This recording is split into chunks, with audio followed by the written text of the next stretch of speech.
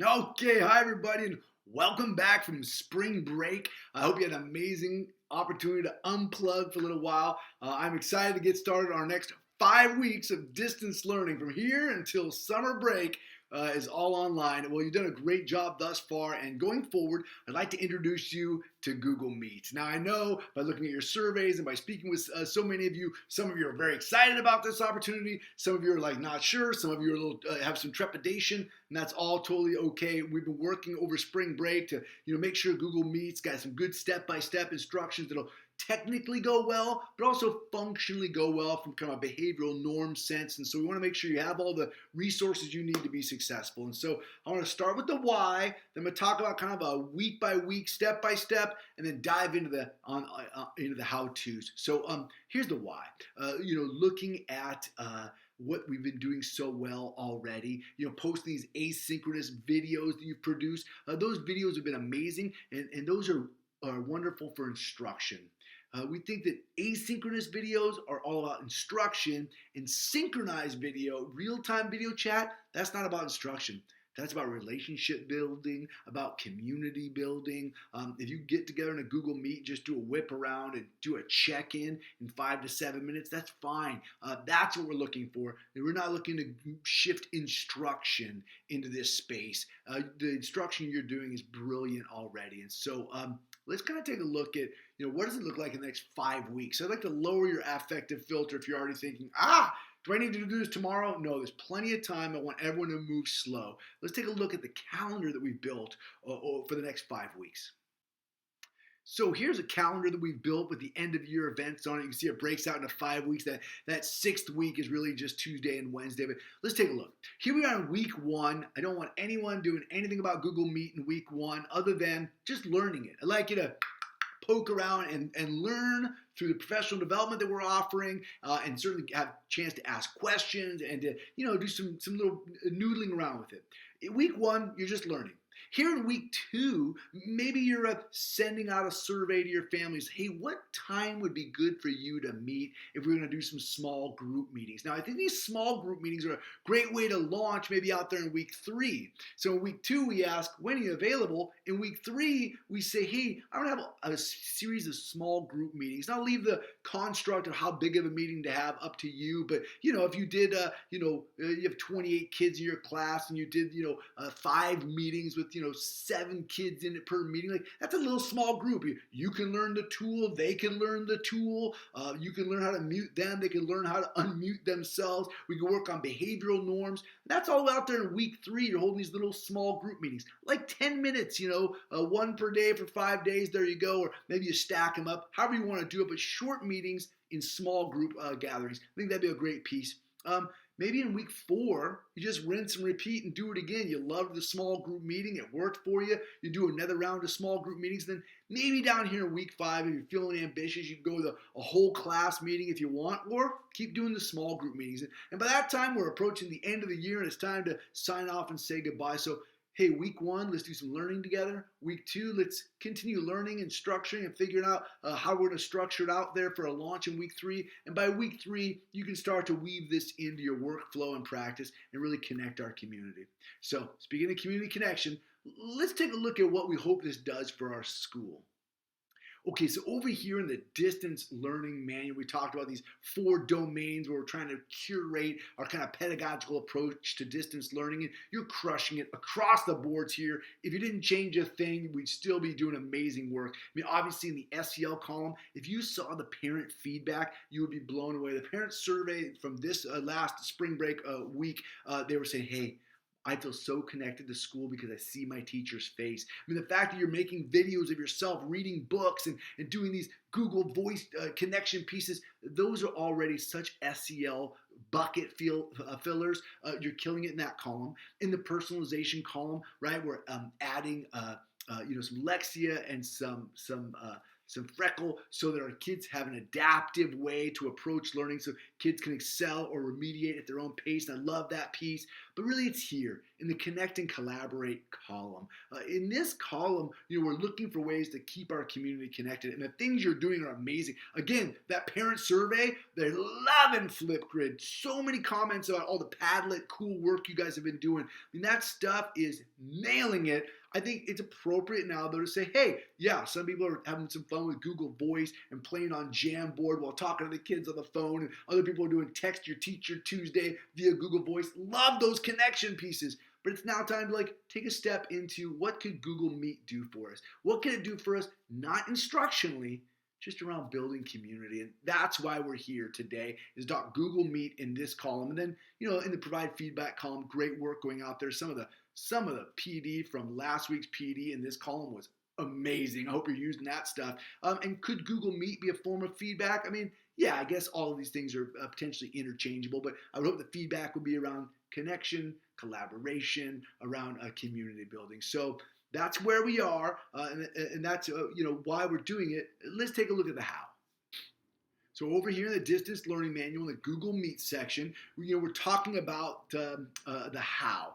Step 1, in week 1, familiarize yourself with Google Meet. We have some resources on the Distance Learning Manual. We have this video and a second video that kind of walks you through a lot of the step-by-step how to do this work. And so we want you to familiarize yourself with how to set up a meeting, how to mute students and unmute students, or how to remove a student from a meeting if you have to, and how to end a meeting so that the meeting closes. Previously, Google Meet, when you closed it, anybody could jump back in there. We don't want kids jumping into a Google Meet after we've left. And so now there's a great way to do that. Google has updated their operating system that allows us to do this. And we'll show you how to do that in the proper sequence so that you never have to worry that the meeting's left open, that you've closed it appropriately. So you'll learn that in step 1. And I think step 1's great in week 1. You don't have to go out and do a Google Meet in week 1. Step 2, I think, is appropriate for week 2. In week 2, we'd like you to go out there and send a survey out to your families. Hey, families, would you like to do a Google Meet maybe out there in week 3? What time's good for you? What days are good for you? We asked our parents if they're interested in Google Meet, and over 80% of our parents clearly said, yes, I want my student to have this opportunity. But that's 80%. It doesn't mean that 100% are going to want to play along, and that's okay. We just want to survey them and say, would you like to play along? And if so, when? And we've created this Google form right here, and feel free to use it. So you can make a copy of this form or make your own. It's your call. You're going to grab your student's name, and you're going to ask, hey, are you even interested in being part of a Google Meet video chat for a short amount of time next week? And if so, what time is good for you? And you just put some times together, and once people have filled that out, you'll be able to say, okay, I got 8 people who are good at that time. Well, I got 6 people good at that time. Well, I can do a group of 4 right there. You got to chart out, based on this survey data, what are some good times for you to launch these small groups in week 3.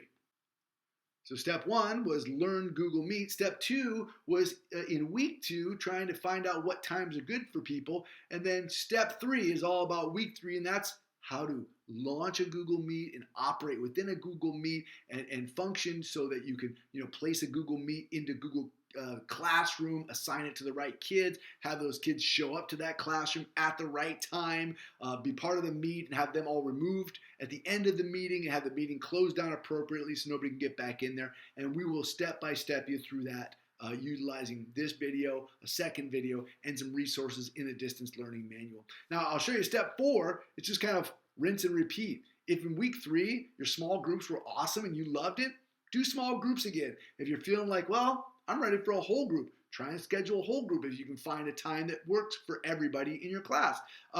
Week 4 could be a rinse and repeat. By week 5, it'd be neat if you try to do a whole group meeting, because we're getting toward the end of the school year. That might be kind of fun, but I think over a series of weeks, you should be utilizing these small groups to train students on behavioral norms and the functionality of how to mute themselves when they're not talking and how to unmute themselves when it's their turn to talk. Using the small group format will train them and ourselves on how we can operate in this space. Now, on this portion of the Google Meet distance learning portion of the handbook, Mrs. O'Hagan will walk you through step by step how to do all the things you need to do to get a meeting launched.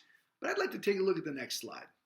This talks about how we operate in this digital space, much like in our own classrooms. Like when we invite students into our physical classroom, we always establish behavioral norms, and we teach the students those behavioral norms, and we remind students about the behavioral norms, and we hold our students accountable to those behavioral norms, and we collaborate with parents about students' behavior in our classroom regarding behavioral norms. And so kind of expect the same thing. We'll probably want to send these norms out in advance.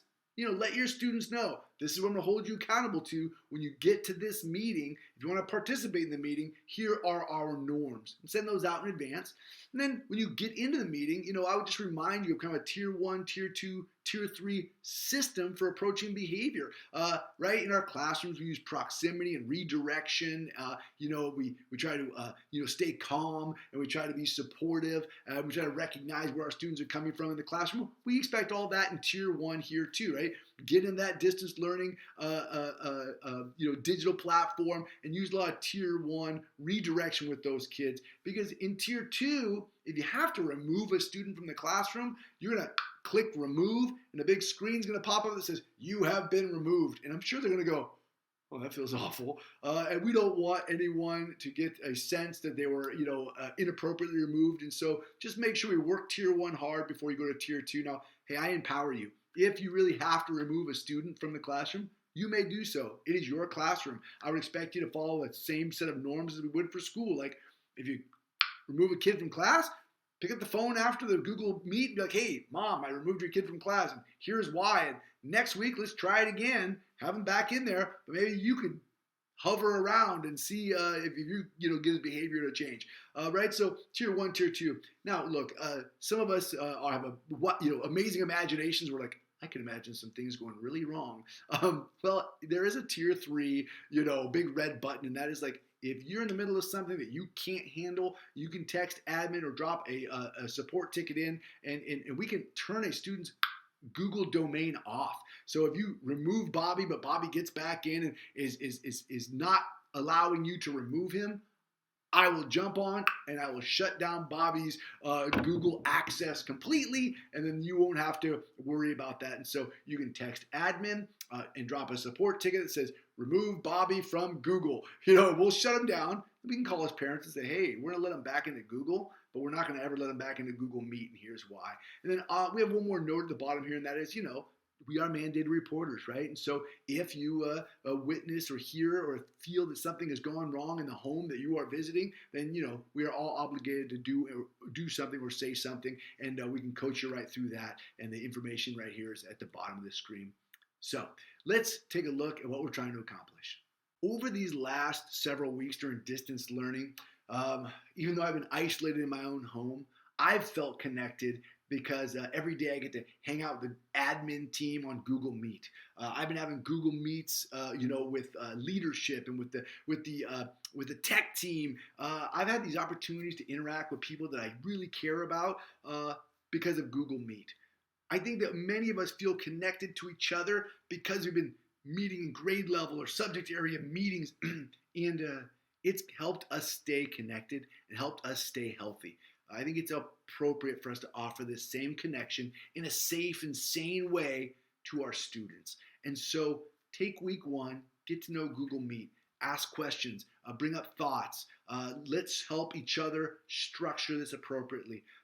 Week 2, survey your families, see who wants to play along. And week 3, launch some small groups. When you're feeling ready, you can launch a whole group, and that's okay too. I just want everyone to feel okay taking it nice and slow. If we start out there in week 3, by week 5, we're off to summer break. It will have been a great Google Meet experiment. We'll be able to reflect on it and see how we can continually improve on this particular platform should we need to use it again. Okay, I am honored to work with you. I can't wait to see how this goes. Please let us know any questions, thoughts, concerns you have. Dive into the Distance Learning Google Meet handbook, read through that piece, watch Whitney's video that takes you through all the clickety clicks, and then let us know any questions you have because we'd love to be able to support.